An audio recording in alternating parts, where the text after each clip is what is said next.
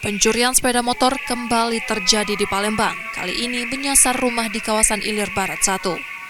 Rekaman kamera pengawas memperlihatkan 3 pelaku membawa kabur sepeda motor yang terparkir di halaman rumah. Satu pelaku terlihat mengawasi situasi di samping rumah, sementara 2 lainnya beraksi mengambil motor. Pelaku bahkan sempat mengetuk pintu rumah untuk mengalihkan perhatian warga yang melintas di lokasi. Pemilik sepeda motor Randy Mahendra mengungkapkan, adiknya sempat mendengar ketukan pintu, namun karena mengantuk, tidak sempat melihat keluar. Dari ciri-ciri pelaku, Randy menduga 3 orang tersebut merupakan komplotan curanmor yang sering beraksi di kawasan 26 Ilir.